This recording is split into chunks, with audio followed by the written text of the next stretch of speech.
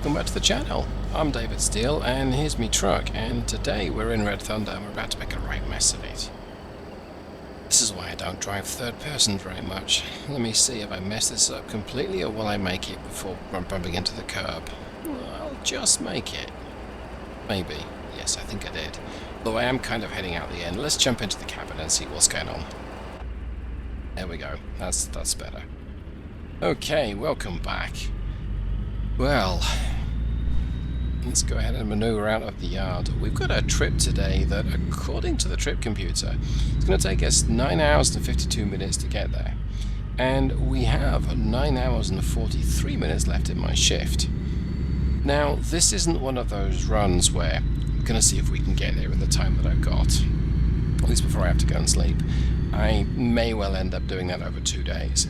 And my drive, you might not get the full video. You might not get the full trip as part of this video, but that's okay, because not every drive has to have a full trip. Get ready to turn. No, today we're going to talk about what I think is quite interesting, and of course if you don't think it's interesting, then this probably isn't the right video for you, or maybe even the right channel, but I digress. Today we are playing around, perhaps playing around is the wrong word. We're using an Eaton-Fuller 9-speed T2 transmission. Now the T2 is a designation. In fact, the actual transmission code for this one, it's based or simulated on an RTLOC- so I get this right, I think it's a 16609. Turn right. I want to say A dash T2. Now, I may have that code completely wrong. In fact, we can actually check that. Maybe the next stoplight, I'll just jump in and check the truck specs. But this is a top 2 or a T2 or a top 2 efficiency transmission. Now, usually, you might not see this kind of transmission installed in something like a Kenworth truck. Or a Kenworth W900 truck, I should say. But it was definitely used in this kind of truck, just not as common as it was in a fleet truck. And I'm not going to attempt to give the full history of why the T2 style of transmission came into favour, but I want to give a bit of a flavour for it. First things first, I also want to negotiate getting out of, well, I would say Dodge, but not in Dodge City. Before I forget, so let's go ahead and pull up to the stoplight here. Let's jump in and take a quick look as to what the exact transmission is that I'm running.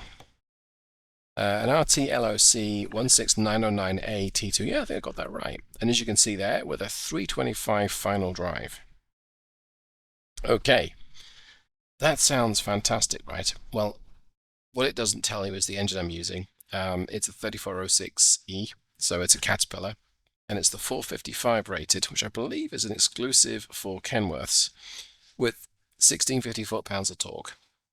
We're using my own trailer, and we're using the 72-inch low roof W900. It kind of suits this really well. Our cargo is 42,000 pounds. I don't think it says it on the displaying. No, 42,000 pounds, and we add that to the tear weight of the trailer, which is just over 14,800 pounds, and that's our full cargo. So we're looking at sort of nearly 57,000 pounds stuck behind this Kenworth. She might be a little over the 80,000 pound weight limit. We may get to find that out. I got a feeling we're looking at 26. We're going to be maybe close. In theory, I can go. But I've got a feeling that the light's going to go green for this white car opposite, but let's go ahead and do it anyway. Yeah, it did. He should use the right-hand lane, so in theory, I should be good here. Yeah, he took his time. I'll let him go past me. Like I've got a choice. Okay, let's pull into the left-hand lane. Now, it's by design. I'm driving this automated today. It is a manual gearbox, but I'm just going to let the transmission figure out what it's doing. That's partly to test how well this engine works, and also partly to make sure that the transmission really does work under lots of different conditions. And so far so good. I mean, it did rev out to 1800 RPM on the way up this hill, but I would expect that because we're working it hard up a gradient. My engine's still, well, my oil is not quite normal temperature, my coolant's still pretty cool, but we'll hand wave that. We'll suppose that everything is how it should be. Okay, so a couple of observations you might have spotted straight away. First things first, we are in gear C1, that's crawler 1 gear or low. So this transmission is quoted as being a 9-speed, but we do have a crawler gear. Now that is exactly for what we've just used it for getting on the move on a gradient with a load. Keep left, then turn. Now as it happens, it's not really a 9-speed gearbox. At least not in the sense of it's got 9 forward gears. It's actually got 10. 9 numbered 1 to 9 or 1st to 9th, and then crawler is kind of excluded there. So it's a 10-speed. This is a transmission I'm working on for the Still Productions engine pack. It turns out it's quite a useful test of various engine definitions, and that's why we're running today's drive. But yeah, it's a 10-speed. It has 10 gears. I suppose 10 gears but 9 speeds, or 9 gears and 10 speeds, however you want to phrase it. So as we go through the gears, it uses crawler and then it uses 1st through 9th. Actually, going through each gear individually here. It's quite a heavy load. Back on the power.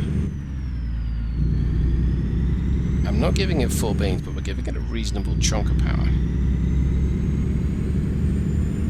This engine's pulling just great. So I think I'm going to see it go through every gear on the way up to my cruising speed. We're going to hit 65 today.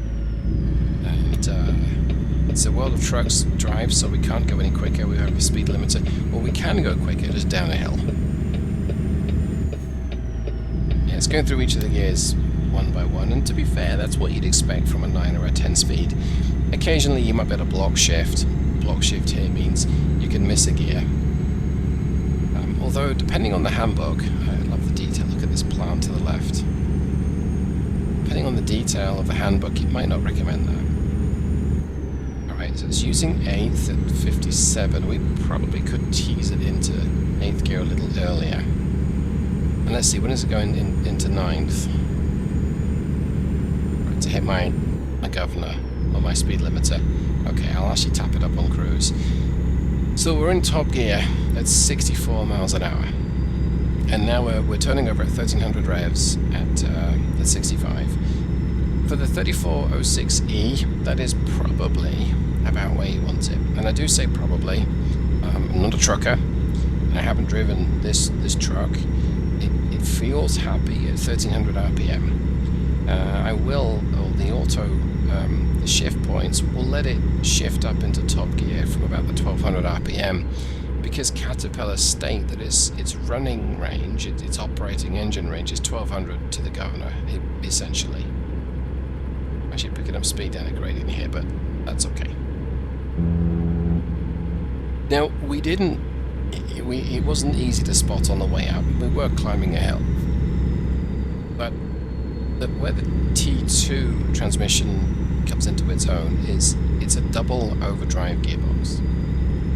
Now, most of the time, at least in the game, it really doesn't matter how many gears are overdriven and how many gears are direct and how many gears are underdriven. But to explain what I mean by overdrive, without getting into the nitty-gritty technical stuff that goes on under the hood, your gearbox typically has, not all gearboxes have this, now think about it, I think all truck ones do. You're going to have what's called a direct drive gear, and that means for every turn of the engine, the rest of the drivetrain is also moving at the same rate.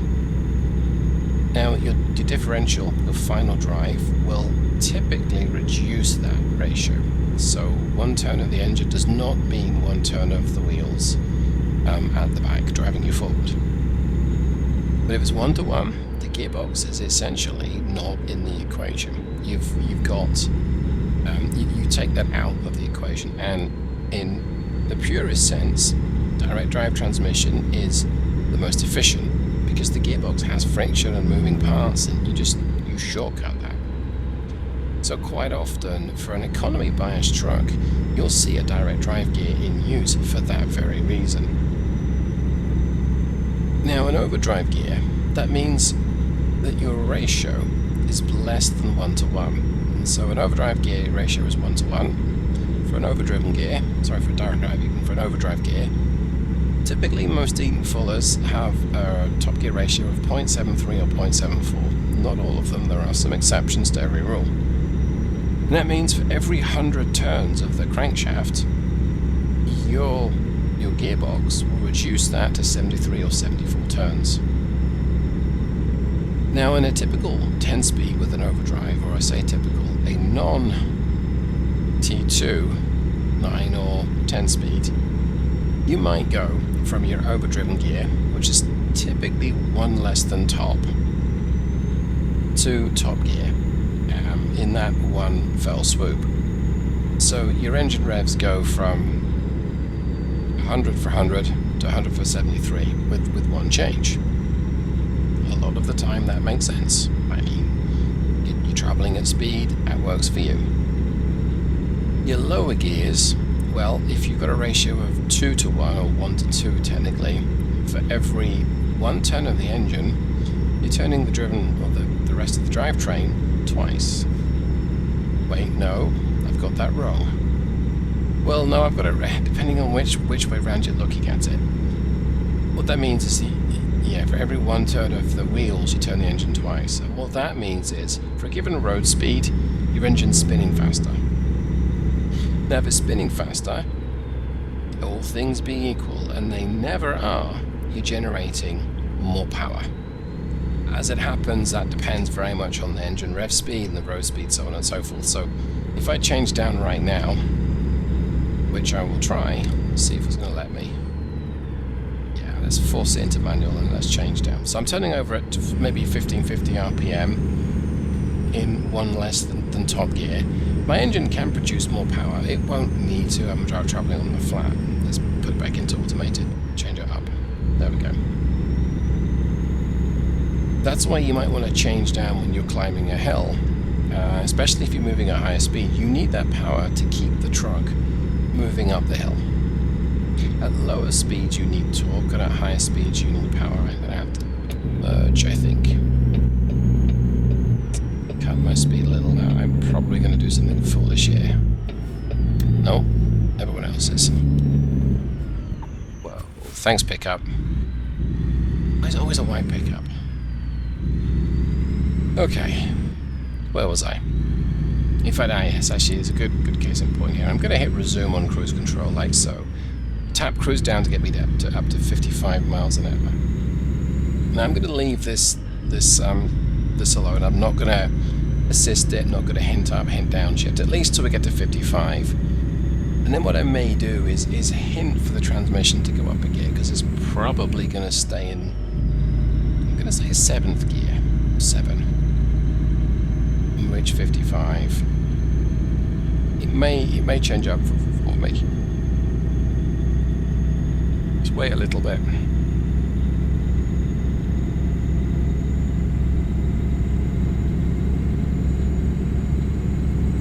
Let's wait a while. Okay, there we go. Perfect. So we're now operating at about 1300 revs at 55 miles an hour. And assuming that we wanted to keep the engine speed around about the sort of 12 to 1400 RPM, that's a very nice gear to be in. Now, if we had a typical 10-speed or 9-speed with the overdrive, we're likely to be in my direct drive gear at this speed. So I'll show you what I mean. Let's put it into manual. Let's drop it down a gear and go into 7th. Right. So we're doing 1500 RPM. Truck is quite happy doing 1500 RPM. It's not exactly going to destroy itself. It's not going to burn up, but it could be operating at a lower engine speed and still maintain speed, still maintain road speed. By allowing you that extra gear, you reduce your engine speed for your road speed, and so you save a bit of fuel. let's double shift and put it into ninth. Let's see if it will do ninth. Well, it will in manual. So let's do that. That's eighth, and that's ninth. Right, so we're doing 1100 revs in ninth gear. This is below what Caterpillar recommends you run this engine at. So we're about to come to an uphill gradient. Let's see if it's going to hold its speed. So we're below peak torque here. We're asking the engine to work really hard, and it's actually disproving me. It's managing to hold on to 55 in top gear. Thanks ATS, thanks. But if the hill is steep enough, you're going to lose a bit of speed, because as your engine revs drop, as your road speed drops, the amount of torque that your engine can produce is also going to drop. And you end up with a point where, of course, you produce less torque, and so you can't accelerate or keep the speed going up the gradient, and then as you reduce less torque and your engine revs drop, your power drops, and you end up stopping, unless you change down. You might have to change down a couple of gears. Let's put this back into automated mode. Yeah, see, it doesn't want to drive along at 1100 revs, and that's because I programmed the engine. Hey, your minimum cruising speed, your minimum operating speed for this engine is about 1200 RPM. Now it will let you go a tiny little squeak below that, but really not very much, and that's by design. Because sometimes, you know, if maybe you want to do 60 and it's going to be 1201 RPM, you lose that 1 RPM because of a tiny gradient. It drops down a gear. So there are many engines where it might let you do it. You can potentially cruise at maybe 1185 RPM or 1177, and sometimes that little tweak of a difference, 1 or 2 RPM, can transform how an engine works. I won't regale everyone with the incredibly tedious story of how I put something like it was more like 40,000 miles on an engine for Z mods that I was working on, that required a lot of driving along with the trailer, going up and down the gradients to try and get that perfect engine speed, the perfect shift point. I was very happy with that engine, and that kind of detail, I don't mind that people don't know about it. Most people, they won't even notice, and I'm good with that. And if you drive with a manual, all the work I do for shift points, you don't care, and I'm good with that. So going back to my T2 transmission here, it was something that fleet operators really told the market that they wanted. And these gearboxes were popular from sort of the early to mid 80s to round about the early 2000s, early to mid 2000s. So for 20 odd years, a lot of trucks, or fleet trucks, would have had a quoted 9-speed, which was really a 10-speed, with 2 overdriven gears, with quite a narrow number of revs between those gears. And they're optimized for highway driving.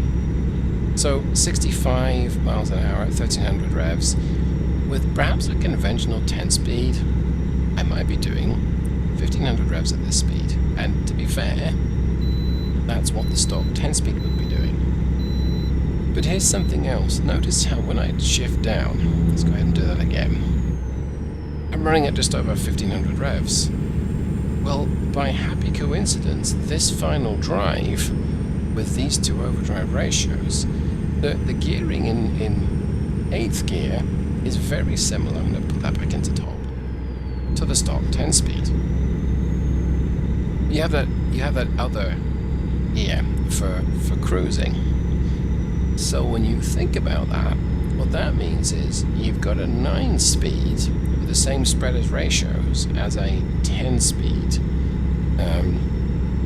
I know that doesn't seem to make sense,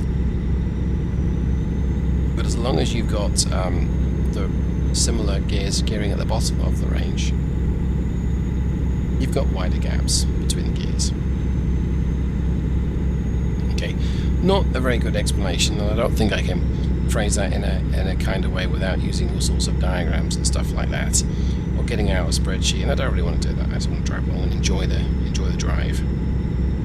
Okay, so the T2, other reasons why fleet operators or fleet managers, I suppose, liked it.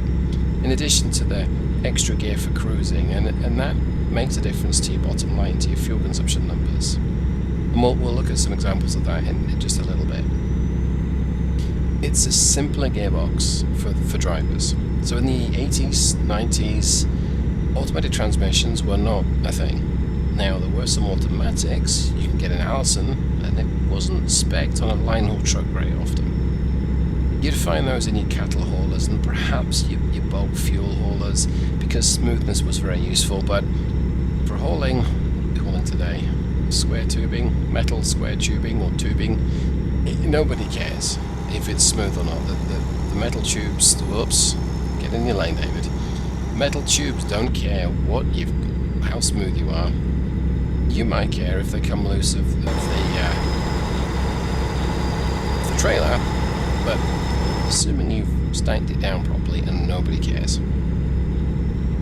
What you might care about is having to train a driver to use a splitter and a range as opposed to just one or the other. So your 15 and your 18 speeds, as fantastic as they were for heavy haul, for line haul, bit overkill. You can generally skip the splitter I say generally. You don't gain that much from a 50, 60, 70, 80,000 pound cargo with an 18 speed. I guess the heavier the cargo is, the more you gain. Where the splitter really comes into its own, get off the side, is a heavy cargo or mountainous terrain, and especially when you've got both. Well, we don't have either of those here. We have a heavier cargo, to be fair, but let's suppose it's just 80,000 pounds. So it's simpler for the driver to operate.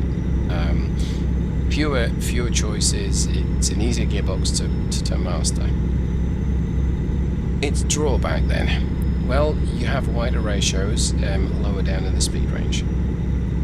So the slow speed work, sometimes you get that feeling of being caught between gears a little more than you would with a conventional 9 or 10 speed. Now, it very much depends on the speeds that you're driving at. But the impact of being caught between a gear at, say, 35 miles an hour, it might be a little too high road speed for one gear, but your engine's not comfortable in the next gear up.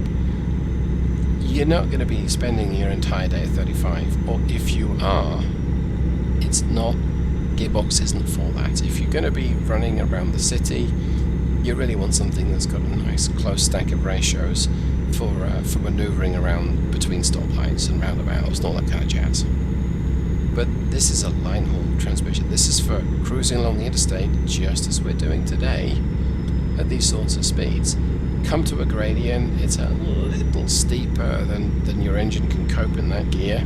If you're in top gear, drop it down a gear, gain a couple of 100 revs or 100 revs, you can climb it in the next gear below. You still minimize your engine speed, you still maximize your efficiency. What could possibly go wrong? Also, the 9 speeds were a little cheaper to buy, and were a little lighter, if the lightness matters, which it probably didn't for a lot of these kind of trucks. Not in the same way it would if it was a bulk hauler. So why did they fall out of favour? Well, there's nothing intrinsically wrong with a top 2 efficiency 9-speed. In fact, having tested this transmission, I like it a lot. And I'm driving it in automated very, very intentionally today because I want to make sure that it works with this particular engine, but I like it a lot. The reason why they fell out of favour is, well, there's a clutch pedal and there's a driver, and the driver needs to determine what gear to be in, and an automated transmission generally makes a more efficient choice than the driver might. And I use the word generally because a skilled driver can probably squeeze slightly better miles per gallon numbers than at least some of the modern automated manuals. But I would say that's under ideal conditions, so where the driver is not fatigued, where he or she knows the road and the truck really, really well. If you operate a fleet and you maybe have a mixed set of vehicles, you have a mixed fleet of drivers and you've got various routes, it takes each driver time to learn the routes and learn the truck, and maybe that's 4 or 5 hours for an experienced trucker. Maybe it's a couple of weeks. Maybe he or she can get to 90% efficiency inside 2 hours, and the extra 10% takes, I don't know, maybe a week. Well, the AMT knows it immediately. There's no delay. There's no lag, and maybe it only benefits, let's say, 0.3 miles per gallon. Not a big number. Multiply that by 500 trucks doing 3,000 miles or 2,000 miles a week, makes a difference. Now, I really would have liked to have shown how well this transmission type would work in something like a mid to late 80s fleet truck. So I was thinking Kenworth T600, maybe a TC660, but that's a little later. But Hami's T600 gives me some kind of texture error on the windows, and so it kind of looked ugly, so I didn't do that. But when aero trucks started becoming a thing, around about the same time, your line haul truck went from, it's going to cut my speed by 5 miles an hour here, your line haul truck went from maybe 5 miles per gallon, give or take, and your aero trucks were getting, the consensus would seem to be about 7. And that's a big difference. That's a huge difference in terms of percentage improvement there. So kill my power completely. We're going to have to take the right lane here. Then exit right. And so if you can manage to feed into that economy benefit, let's use my engine brake here, let's manually shift down. Encourage a downshift, there we go. Let's get back on the power. So if you can encourage those efficiency numbers, if you can keep them pointing in the right direction, with a truck that's simpler to drive, with a 10-speed or a 9-speed, actually, then you would. It makes complete sense to do so. Of course, these days your automatic transmission might have 10, 11, 13, 12, 15, who knows how many gears it's got, doesn't matter, it's just got a drive function most of the time. So, makes a lot of sense, makes a lot of financial sense, and very easily pays for itself if your T2 box costs a little more than a standard box, but maybe gets you half a mile per gallon more. So yeah, an interesting throwback piece of technology that could still be relevant today. And like I say, I like driving around a 9 or a 10 speed, and I know that Zach also likes his 10 speed. Zach, if you're listening, word up. So yeah, to be playing around with something like this, it's been a lot of fun. It's been an enjoyable experience. I can get back out of 65 now. Now, I guess it's a bit of a side quest moment. Something I've been thinking about with ATS, and what spurred me on here is reading fairly early test reports of the T600, the ant nose, the ant eater, I think it was called, actually not the ant nose.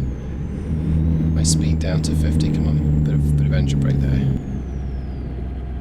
That it was saying that fleets were discovering that they could get similar highway performance from the T600 with about 100 horsepower less than they would from something like a W900. Now, this is more than just aerodynamics. You've got weight to consider too, and let's face it, the W900 is a big truck. With it being big, it's going to be heavy. So a slightly smaller truck that is just as comfortable, we can suppose it's maybe just as comfortable, I don't know for sure. A lighter truck with much better aerodynamics doesn't need as much power to keep its performance while driving along. ATS has no consideration for aerodynamics, at least between the different trucks. But what if we modified, and by we, Keep right. I'll start it, but I might need some beta testers. What if we were to modify this Double Ocean's engine pack to try and take into account the difference in aerodynamics? Yeah, I know, it's like, how would you manage that? Do you increase the power of the aero trucks, or do you reduce the power or the torque of the conventional trucks? How would you get around that? Lots and lots of different questions. But you'd want to modify power available, but really only at higher speeds. And you'd also want to modify the fuel consumption. Because right now, if I run this engine, this gearbox, this cargo in any truck, the difference in fuel consumption will be pretty small. That it does take into account weight, or at least it seems to take into account weight, and that will make a difference. And what is this black car doing? Okay, pulled in.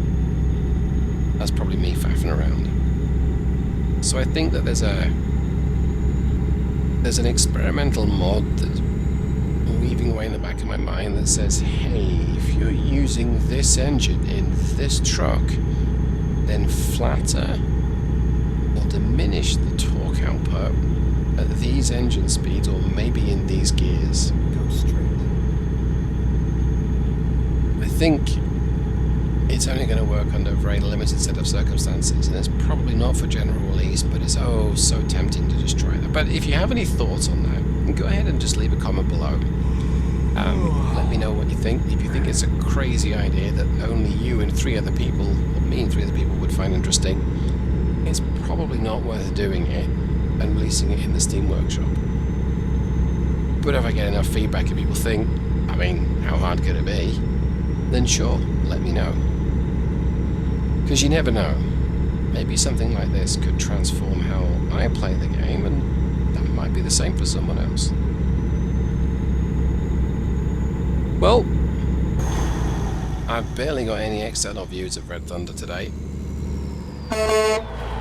which is a shame really, because I quite like her look with the 72-inch sleeper.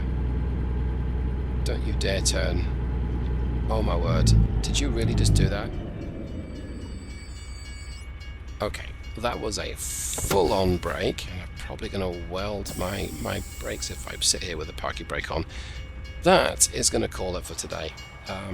Grief ATS, I really don't like how you do that. Because if you run into the barrier, you pretty much wreck your truck. Alright everyone, take it easy. Hope you enjoyed this, got something from it. See you the next time. Goodbye.